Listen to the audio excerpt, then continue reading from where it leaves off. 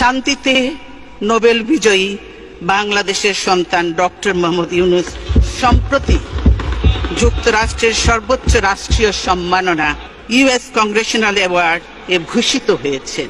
এর জন্য জাতি হিসেবে আমরা গর্বিত। ডক্টর ইউনূসকেও জানাই আন্তরিক অভিনন্দন। তবে স্বদেশে তিনি যেভাবে নিগ্রহের শিকার হচ্ছেন তা সত্যি দুঃখজনক। তার মেধা শ্রমে ঘামে প্রতিষ্ঠিত গ্রামীণ ব্যাংকও আজ হুমকির মুখে। সরকার নিয়োজিত কমিশন নোবেল বিজয়ী প্রতিষ্ঠান গ্রামীণ ব্যাংককে ভেঙে 19 টুকরো করার সুপারিশ করেছে। আমরা এতে স্তম্ভিত। এ ধরনের সিদ্ধান্ত গ্রামীণ ব্যাংককে ধ্বংস করে ফেলবে।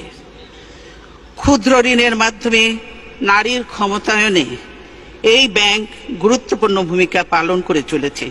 সেই প্রতিষ্ঠান ধ্বংসের উদ্দেশ্যে প্রতিশোধমূলক চক্রান্ত বন্ধের জন্য আমি সরকারের প্রতি আহ্বান জানাচ্ছি। আমরা এর তীব্র বিরোধিতা করছি। দেশের মানুষ এ ধরনের হীন কার্যকলাপ মেনে নেবে না। একটা প্রতিষ্ঠান ভেঙে ফেলা, ধ্বংস করা খুবই সহজ, কিন্তু এ ধরনের একটি প্রতিষ্ঠান গড়ে তোলা অনেক কঠিন ও শ্রমসাধ্য কাজ। গ্রামীণ ব্যাংকের ওপর রাষ্ট্রীয় কর্তৃত্ব আরোপের অপচেষ্টা চলছে। আমরা এরও তীব্র বিরোধিতা করি। রাষ্ট্রায়ত্ত ব্যাংকগুলো লুটপাট করে সরকার যে অবস্থা করেছে, তারা কি গ্রামীণ ব্যাংকেও সেই অবস্থায় নিয়ে যেতে চায়? আমরা ডক্টর ইউনূসের সমর্থনে এবং গ্রামীণ ব্যাংকের পক্ষে আমাদের দৃঢ় অবস্থানের কথা ব্যক্ত করছি।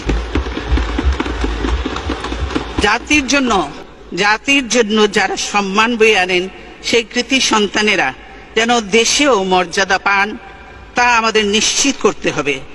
না হলে দেশ মেধাশূন্য হয়ে পড়বে।